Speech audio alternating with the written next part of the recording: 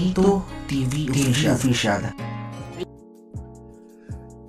So yun. Yan, what's up mga kabagis? This is Jubilito TV Official at eto na naman po muli ang isang edisyon ng ating reaction video mga kalingap at kabagis. Pero bago po ang lahat, syempre po, mega love shoutout po muna kay Kuya Val Santos Matubang, kay Ate Edna Vlogs, kay Kalingap Rab, Kalingap Netizens, Kalingap Subscribers, Kalingap Supporters, Kalingap Partners, Kalingap Charity Vloggers, Kalingap Reactors, Team Bios, Team Karepa, Team Watchers, Team Strikers.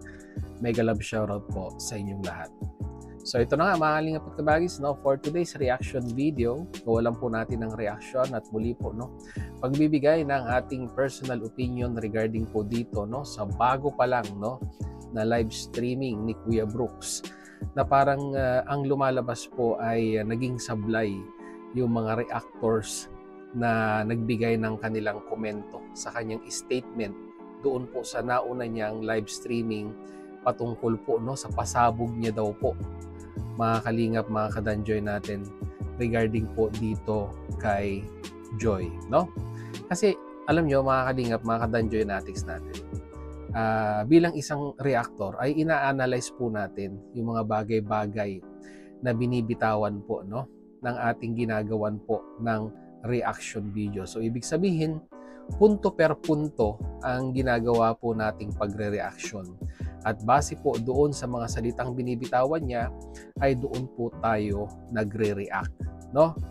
Kasi sabi nga po ni Kuya Brooks, doon po sa kanyang bagong live streaming, ay di umano ay naging sablay po yung mga naging reaction ng mga kapwa ko po reactors. At ganun na rin po syempre si Jubilito TV Official, dahil ganun din po, no, yung naging kwan natin, naging opinion natin or yung pagkaka-analyze po natin doon po sa kanyang live streaming, no?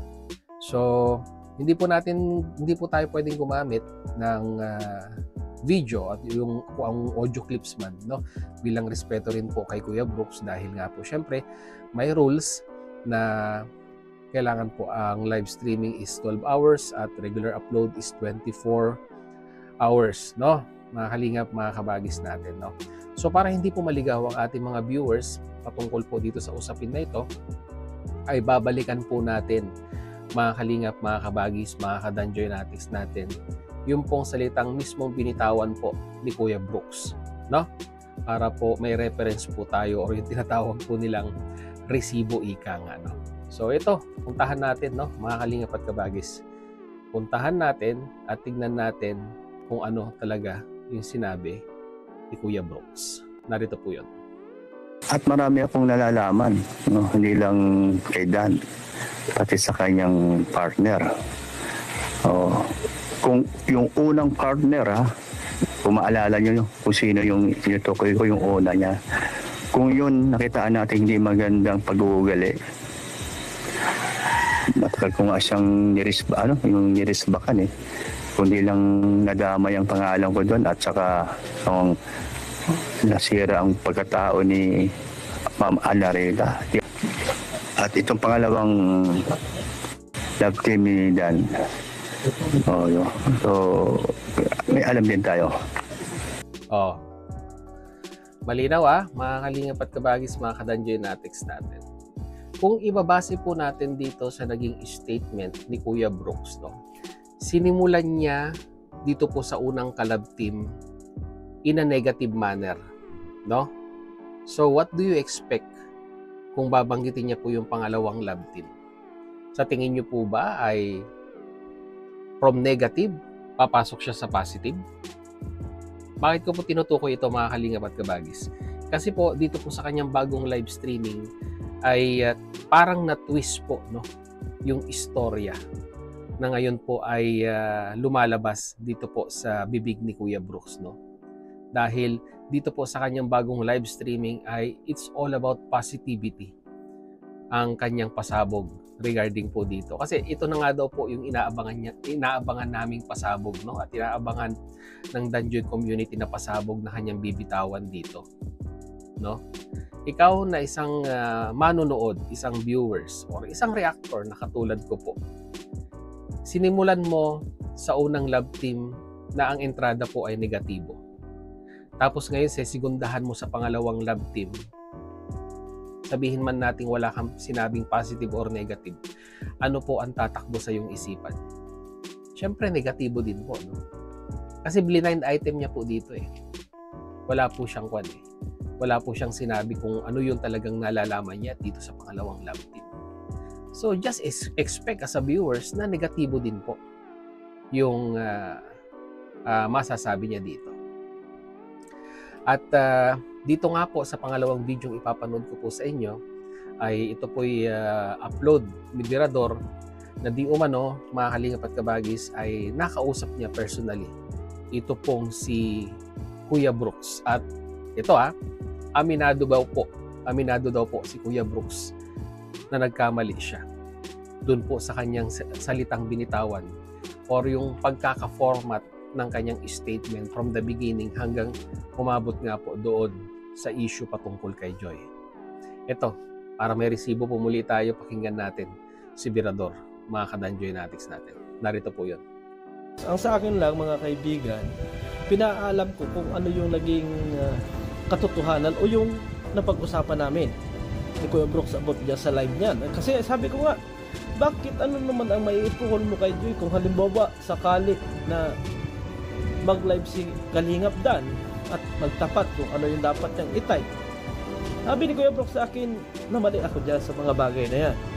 Sabi niya sa akin, kasi ang uupakan ko talaga dyan, si Sangkay at si Bobby TV. Yan na talaga yung sinabi niya sa akin. Oh, ayan mga kadanjoynatics, napakalinaw. Base po dito kay Birador at base nga daw po sa kanilang pag-uusap ni Kuya Brooks, ay aminado po si Kuya Brooks na nagkamali po siya dito po sa kanyang unang pinapanood ko po sa inyo na live streaming. So ngayon, ang tanong, sino po ngayon ang nagsasabi ng katotohanan? Kasi mga kalingap, mga kabagis, mga kadanjoynatics natin, no? Dito po sa kanyang bagong live streaming, ang pasabog daw niya po, no? Mga kalingap at kabagis, patungkol po kay Joy. Ito na, ang pasabog niya daw po patungkol kay Joy. Babasahin ko na lang po, no? And I quote, "Pinakamabait, pinakamaganda. Na-miss ka ng Team Brooks. Salamat sa pagiging laging nakangiti. I love it. Mag-enjoy at huwag malulungkot." Yun daw po ang pasabog ni Kuya Brooks, mga kadanjoynatics natin. Which is, kung i-analyze mo, anong pasabog doon? Diba? Alam naman natin na si Joy ay mabait. Alam naman natin na si Joy ay maganda. Siguro yung namimiss ng Team Brooks, kasi matagal na siguro hindi walang interaction ang Team Brooks dito po kay Joy. At ito pa po, salamat at laging nakangiti. Alam naman po natin na si Joy ay palangiti. Diba? Meron po bang angels na nakikita nating nakasimangot palagi? Halos lahat naman po sila ay nakangiti. Diba? Mag-enjoy at huwag malulungkot. Okay, nandun na tayo. Siguro nalulungkot dahil nga po sa issue. At ito pa po, no? Hindi po ito pasabog no? Mga kalingap at kabagis, no? Bagkos ito po isang paalala at reminders kay Joy. Dahil sabi po ni Kuya Brooks, and I quote, kung merong sponsor na dedirekta nga daw po sa kanya, ay sabihan na dapat po idaan kay Kalingap Rab. Kuya Brooks, ano yung pasabog doon? Di ba? Kasi bilang isang reactor, kung i-analyze po natin yung mga bagay-bagay na binitawan po, no, ni Kuya Brooks, ay parang lumalabas na, di ba? Sinesegue niya na lang po, no? Or tinitwist niya na lang po yung kanyang naunang live streaming. Kumbaga parang tinatabunan na lang po para hindi mapansin ng mga viewers yung statement na una niyang binitawan. Na di umano ay sinasabi niya na may alam din siya dito sa pangalawang love team. Di ba? Sino-sugarcoat niya na lang po, no? Mga kalingap, mga kabagis, mga kadanjoynatics natin, yung pong statement na yon, at pinapalitan niya nga po ng ano to, pasabog daw eh. Sabi ni Kuya Brooks. Pasabog, pinakamabait, pinakamaganda. Na-miss ka ng Team Brooks. Salamat at laging nangangiti. I love it. Mag-enjoy at wag malungkot. No? Doon pa lang sa naging video upload ni Birador ay aminado ka na mali yung naging statement mo. So ngayon, ang tanong dito, sino nagsasabi ng totoo sa inyo? Si Birador ba o si Kuya Brooks? Which is, ito, nilatagan ko po kayo ng mga resibo, no? Na, syempre po, kayo na po ang mag-a-analyze niyan kung ano po ba talaga ang gustong patungkulan ni Brooks, ni Kuya Brooks, doon po sa kanyang naunang statement, no?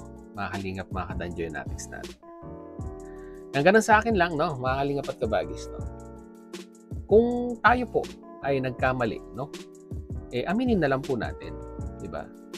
At wag na po nating ibaling, no, sa ibang individual, katulad po naming mga reactor na sabi nga po, kami daw po ay laging nag-iisip ng negatibo, no? Sabi niya, reactor na nag-iisip ng negatibo sa mensahe ni Brooks. Sablay din naman daw po yung mga pag-iisip namin, no? Kami po ay bumabase lamang sa mga statement na inyong binibitawan, no? At base po dun sa inyong statement, kami po ay nagbibigay ng aming personal opinion at reaction. At ina-analyze po namin yung mga bagay-bagay, no? At base nga po sa aming analyzation or base po sa aming interpretasyon sa inyong mga binibitawang salita, gesture or statement, ay yun nga po, no? Na parang negatibo po, no? Yung mensaheng yon patungkol po kay Joy. Which is ngayon, sa kanyang bagong live streaming, ay sinasabi niya nga po, no? Mga kadanjoynatics natin, it's more about positivity. At hindi po, para sa akin po, mga kadanjoynatics natin, hindi po ito pasabog, yung sinabi ni Kuya Brooks. Kasi alam na po ng mga viewers yan, di ba? Ang totoong pasabog at hinihintay natin yung magiging statement ni Kalingap Dan. Kaya nga po lagi ko pong sinasabi sa inyo na, di ba, hintayin na lang natin magsalita si Kalingap Dan regarding doon sa isyong kanyang kinasasangkutan. At base po doon sa kanyang bibitawang salita, sa kanyang statement or sa iniintay nating pasabog ni Kalingap Dan, si Kalingap Dan na may pasabog dito, hindi si Kuya Brooks, di ba? Ay doon po tayo, no? Doon po tayo magbibigay ng ating opinion doon po sa statement na kanyang bibitawan, di ba? Hayaan natin na si Kalingap Dan na magsalita, no? Wag po nating pangunahan, no? At alam naman po natin na marami po ang nag-aabang doon po sa statement na yan, no? Kumbaga, it will decide ika nga, no? Kung ano ang magiging fate ni Kalingap Dan sa mga viewers, sponsors, at ng kanyang mga taga-suporta sa statement kung kanyang bibitawan, yung inaabangan po ng mga viewers. So yun, mag-comment po kayo sa ating comment section kung ano naman po yung masasabi, opinion, reaction dito po, no? Mga kalingap at kabagis, no? Para sa akin po, para sa akin, sugar-coated na statement ni Kuya Brooks regarding po dun sa pasabog niya di umano. Ito daw po yung kanyang pasabog, mga kadanjoynatics natin. Lagyan niyo po sa ating comment section, pag-usapan po natin mga kalingap at kabagis. So yun, muli, maraming salamat dahil sa dulo po ng ating reaction video ngayong araw na ito ay nasamahan niyo po muli si Jubilito TV Official. At muli po, nagpapaalala po ang inyong host. So hindi po nakasubscribe sa channel po, no? Ni Kuya Val Santos Matubang, Ate Edna Vlogs, Kalingap Rab, supportahan po natin kanilang mga YouTube channel. And at the same time, muli po naglalambing din po ang inyong host. So hindi po nakasubscribe sa channel po, no, ng Jubilito TV Official, ay pakihit naman po ang subscribe button at ang notification bell para maging updated po kayo sa mga darating nating reaction videos. Ganoon din po, paki-follow and like ang ating official FB page na may title din mo kaparehas ng ating official YouTube channel, Jubilito TV Official. So hanggang dito lang mga kalingap at kabagis. Once again, this is Jubilito TV Official, proud member po ng Team Coos at ng Team Dios. As I always say mga kalingap at kabagis, peace, God first. God bless po. Bye!